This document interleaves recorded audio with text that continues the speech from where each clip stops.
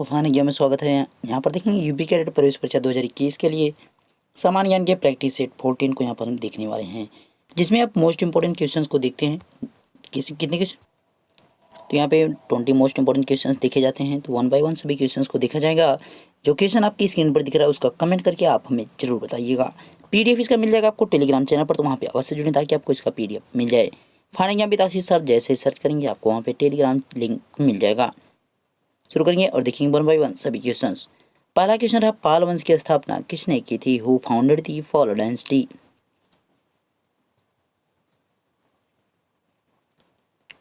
तो पाल वंश की अगर स्थापना की बात की जाए तो किसने किया था? गोपाल। ध्यान रखिएगा, गोपाल के द्वारा जो है यहाँ पे पाल वंश की स्थापना की गई थी। और इस वंश का जो सबसे प्रतापी शासक था, यानी मोस्ट जो इम्पोर्टेंट शासक था, यानी जो पावरफुल आपका यहाँ पे एम्पायर हुआ, वो कौन सा था? धर्मपाल।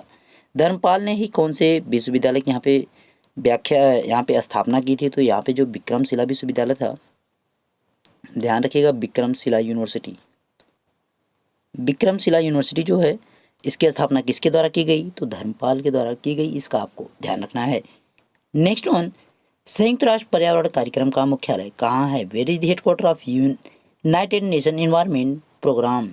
UNEP भी आपसे कह सकता है, UNEP। ध्यान रखिए, आपको इतना भी ये पूछ सकता है। तो इसका मुख्यालय जो है कहाँ पे है? तो ये UNEP की बात की जाए, यूनाइटेड नेशन एनवायरनमेंट प्रोग्राम के जो मुख्यालय कहाँ पे? नैरोबी में। ध्यान रखिएगा, कहाँ पे? नैरोबी। केन्या की राजधानी नैरोबी है, केन्या की राजधानी नैरोबी। नेक्स्ट वन, निम्नलिखित में से किस राज्य में हाल ही में नक्सलियों ने हमला किया था? Which of the following state was recently attacked by Naxalites?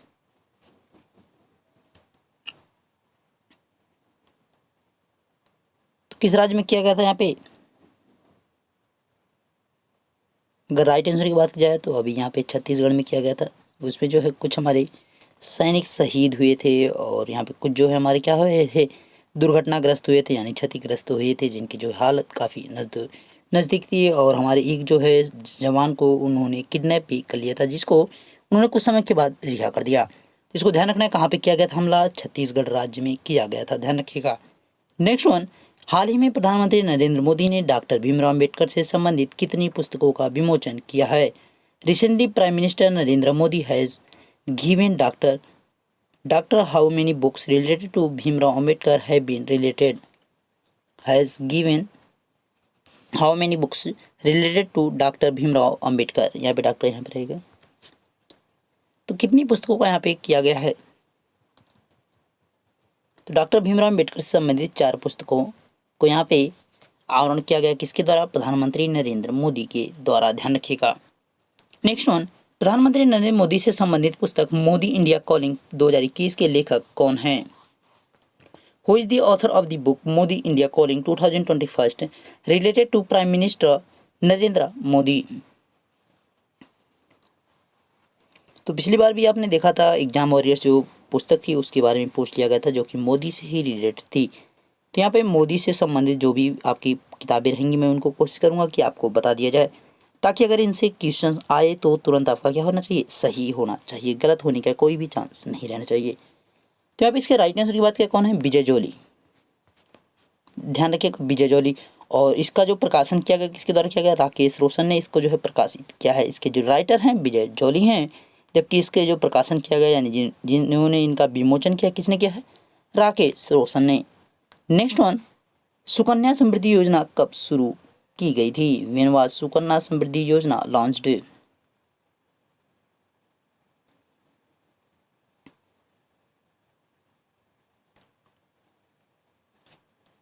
तो यहाँ पे अगर बात की जाए राइट आंसर की तो क्या हो जाएगा? 22 जनवरी 2015 को, जिस दिन बेटी बचाओ बेटी पढ़ाओ उसी दिन सुकन्या समृद्धि योजना भी शुरू की गई थी। व्हेन वाज सुकन्या समृद्धि योजना लॉन्च्ड? 22 जनवरी 2015, ध्यान रखिएगा। और 2 अक्टूबर 2014 को आपका क्या किया गया था? स्वच्छ भारत अभियान लॉन्च किया गया था। और 21 अगस्त 2014 को जो है आपका क्या डिजिटल इंडिया की बात की गई थी। नेक्स्ट वन, निम्न में से कौन सी योजना सार्वजनिक बैंक की सुदृढ़ता के लिए 7 सूत्रीय मिशन के उद्देश्य के लिए जानी जाती है? Which of the following scheme is known for the purpose of 7 point mission for strengthening public bank? तो कौन सी योजना जानी जाती है?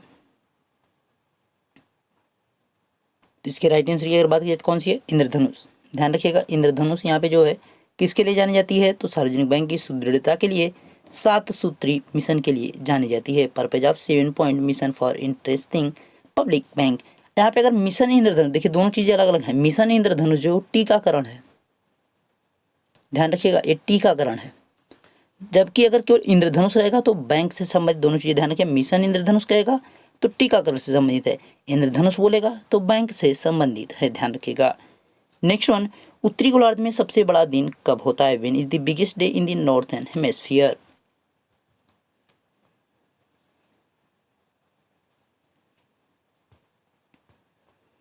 तो कब होता है यहाँ पे? राइट आंसर की अगर बात की जाए तो कब होता है? उत्तरी गोलार्ध में सबसे बड़ा जो दिन होता है 21 जून को होता है। ध्यान रखिएगा। तो आपका ये बीच से जो आपका कौन है? इक्वेटर है, यानी आपका भूमध्य रेखा, ये बीच में आपके भूमध्य रेखा है, ऊपर जो है कर्क रेखा, नीचे जो है मकर रेखा। जब सूर्य जो है कर्क रेखा पर होता है, यानी उत्तरी गोलार्ध में जब होता है, तो क्या होता है? यहाँ पे सबसे बड़ा दिन होगा, यानी जून में 21 जून को। जब आपका इस पर होता है, एक बार इस पर आएगा, इस पर जब आपका यहाँ पे आता है 23 सितंबर को, तो देख सकते हैं आप इक्वेटर पे यानी भूमध्य रेखा पे, तो बीचों बीच पृथ्वी के, तो इस पर जब आएगा तो आपका 23 सितंबर को जो है क्या होता है कि पूरी पृथ्वी पर दिन और रात बराबर होते हैं। उसके बाद जब जैसे यहाँ पे पहुँचता है यानी मकर रेखा पर, तो आपका 22 दिसंबर जो होता है उस दिन दक्षिणी गोलार्ध में सबसे बड़ा दिन। जबकि आपका जैसे यहाँ पे दक्षिणी गोलार्ध में सूर्य पहुँचता है तो आपका क्या होता है? उत्तरी गोलार्ध में यानी नॉर्दर्न हेमिस्फीयर में सूर्य जो है यहाँ पे तिरछा पड़ता है, इस वजह से क्या होता है? यहाँ पे छोटा होता है। एक चीज ध्यान देना कि जैसे ही आपका बीच से भूमध्य रेखा गुजरती है, उसकी वजह से आपका क्या होता है? पृथ्वी 2 पार्ट में डिवाइड हो जाती है, ऊपर वाले को उत्तरी गोलार्ध और नीचे वाले को दक्षिणी गोलार्ध, यानी ऊपर वाला नॉर्दर्न हेमिस्फीयर, नीचे वाला जो है आपका साउदर्न हेमिस्फीयर कहा जाता है। ध्यान रखिएगा इसको, भूमध्य रेखा से ही पृथ्वी दो पार्ट में डिवाइड होती है, ऊपर वाला उत्तरी गोलार्ध, नीचे वाला जो है दक्षिणी गोलार्ध। ऊपर से जो है कर्क रेखा गुजरती है, नीचे से जो है मकर रेखा आपका गुजरती है, tropic of cancer, tropic of capricorn. तो 23 सितंबर जो है आपका क्या हो जाएगा? पूरी पृथ्वी पर दिन और रात बराबर। और 22 दिसंबर को जो है आपका उत्तरी गोलार्ध में सबसे छोटा दिन, दक्षिणी गोलार्ध में सबसे बड़ा दिन। अब यहाँ से जैसे रिटर्न होता है सूर्य, तो आपका यहाँ पे फिर आता है, तो 21 मार्च को पहुँचता है। 21 मार्च को क्या होता है? देखिए 23 सितंबर को जैसे पूरी पृथ्वी पर दिन और रात बराबर थे, उसी तरह से 21 मार्च को भी पूरी पृथ्वी पर दिन और रात बराबर होती हैं। तो 2 तिथियाँ आपको ध्यान रखना है, 21 मार्च और 23 सितंबर। इस दिन संपूर्ण पृथ्वी पर यानी होल जो आपकी अर्थ है उस पर जो है कंप्लीटली जो है इक्वल होते हैं डे हर जगह पे, यानी every Place de equal in the 23 September and 21 मार्च। ध्यान रखिएगा इसको। और यहाँ पे आप देखिए फिर से रिटर्न जब यहाँ पे आता है तो आपका कब पहुँचता है? फिर से 21 जून को यहाँ पे पहुँच जाता है। तो ये आपका सर्कल चलता रहता है। सर्वाधिक आबादी वाला देश कौन सा है? Which is the most populous country? तो सर्वाधिक आबादी वाला ये सभी को पता है, तो कौन सा है? यहाँ पे चाइना है। ध्यान रखिएगा शब्दों का जो है चयन वहाँ पे किस प्रकार से किया जा सकता है कोई पता नहीं है। हमेशा ये नहीं कहेगा सर्वाधिक जनसंख्या वाला, तो वहाँ पे कुछ भी पूछ सकता है, आबादी भी बोल सकता है। तो ध्यान रखिएगा इसको, चाइना है। उसके बाद दूसरे नंबर पे हम हैं, क्योंकि हम लोग मेहनती हैं। नेक्स्ट वन, भारत का सबसे बड़ा नागरिक सम्मान कौन सा है? Which is the largest civilian honour of India?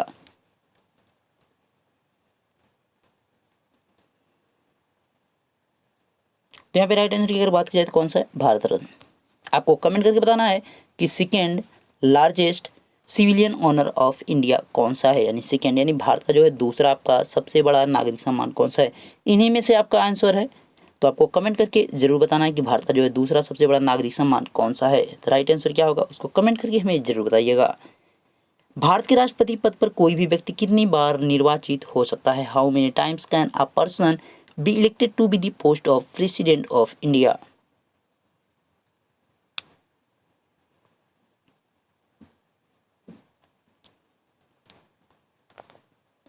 तो इसके राइट आंसर की बात की जाए तो यहाँ पे क्या हो जाएगा? इनमें से कोई नहीं, नन ऑफ दीज। क्यों? क्योंकि यहाँ पे जो भारत है, भारत में अभी तक राष्ट्रपति के कोई मैक्सिमम पद की बात नहीं की गई कि कितने बार कोई भी व्यक्ति अपने पद पर बना रह सकता है, या 1 बार 2 बार 10 बार, यानी अनलिमिटेड हो, अनगिनत बार रह सकता है, चाहे जितनी बार चाहे वो उतनी बार रह सकता है, यानी मैक्स टाइम तक वो रह सकता है। ध्यान रखिएगा। जैसे अमेरिका में आप देख सकते हैं कि 2 बार के बाद आप तीसरी बार नहीं बन सकते, अमेरिका में प्रावधान बनाया गया है। नेक्स्ट वन, भारतीय संविधान में उपराष्ट्रपति से संबंधित प्रावधान किस देश के संविधान से ग्रहण किया गया है? The provision related to the vice president in India constitution have been adopted from the constitution of which country?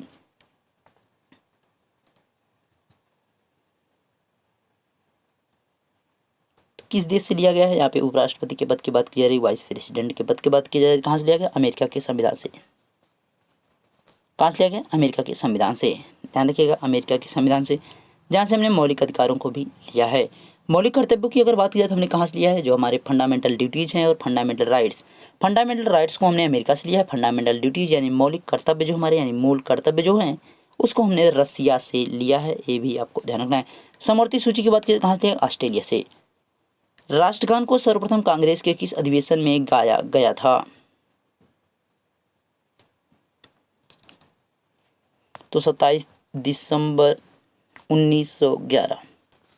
तो सबसे पहले 27 दिसंबर 1911 को गाया गया था। कहाँ पे गाया गया था? तो ये कलकत्ता के अधिवेशन में गाया गया था। कांग्रेस के कलकत्ता अधिवेशन 27 दिसंबर 1911 को सर्वप्रथम राष्ट्रगान को गाया गया था। ध्यान रखिएगा। और इसको जो है आपका 24 जनवरी 1950, 24 जनवरी को इसको राष्ट्रगान के तौर पर अपनाया गया था। 24 जनवरी 1950 से पहले हमारा राष्ट्रगान नहीं था, ये आपको याद रखना चाहिए। ध्यान रखिएगा। नेक्स्ट वन, लघु लोकसभा के नाम से किसे जाना जाता है? Who is known as the minor Lok Sabha?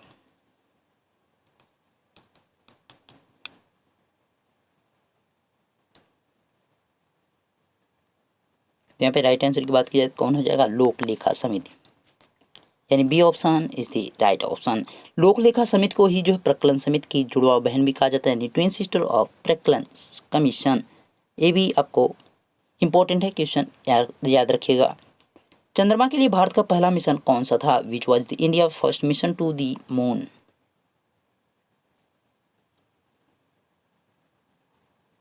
इसे 22 अगस्त 2008 में लॉन्च किया गया था। क्या नाम था? चंद्रयान फर्स्ट।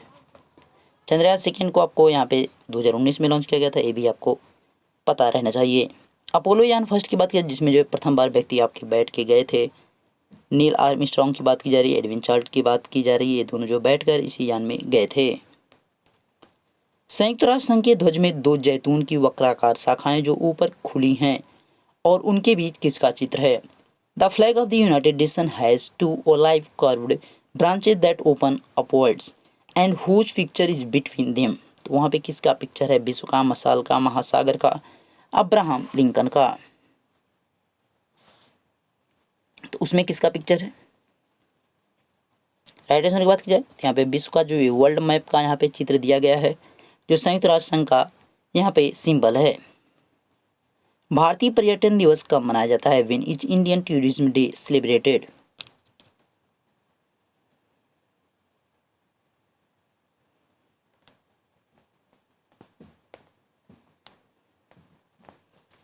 तो 25 जनवरी को जो यहाँ पे मनाया जाता है आपका, क्या मनाया जाता है? भारतीय पर्यटन दिवस इंडियन टूरिज्म डे के तौर पर मनाया जाता है। 15 जनवरी की बात की जाए आर्मी डे के तौर पर मनाया जाता है, यानी थल सेना दिवस के रूप में। 12 जनवरी यूथ डे नेशनल है, नेशनल यूथ डे। 9 जनवरी आपका जो है यहाँ पे प्रवासी दिवस के तौर पर मनाया जाता है।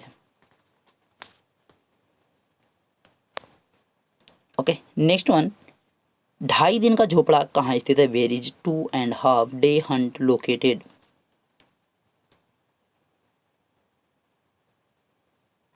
ये कहाँ पे लोकेट है? अजमेर, राजस्थान। अजमेर के राजस्थान में, जिसको कुतुबुद्दीन ऐबक ने बनवाया था। 2.5 दिन में ही बनकर तैयार हो गया था, इसलिए जो इसका नाम रखा गया 2.5 दिन का झोपड़ा। संस्कृत का एक विद्यालय था। यामा किसकी पुस्तक है? हुज बुक इज यामा? यामा किसकी पुस्तक है?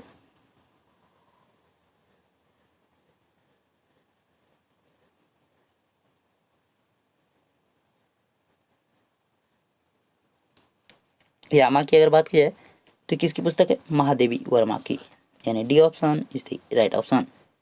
Next one, My country my Life पुस्तक के लेखक कौन है? Who is the author of the book my country my Life? ये लास्ट क्वेश्चन आपका है। और अगर any question doubt in the video the WhatsApp us 9170 788 397 91700770788397। तो यहाँ पे अगर राइट आंसर की बात की जाए, who is the author of the book my country my life, तो यहाँ पे राइट आंसर क्या हो जाएगा, Lal Krishna Advani. Lal Krishna Advani is the writer of my country my life book. तो आपके मोस्ट इंपॉर्टेंट 20 क्वेश्चंस कंप्लीट हो गए हैं। वीडियो अच्छा लगा तो इसको ज़्यादा से ज़्यादा शेयर कीजिए, और यहाँ पे मिलेंगे नेक्स्ट वीडियो में नेक्स्ट टॉपिक के साथ। तब तक देखते रहिए फाना बतासिस सर। Thank you.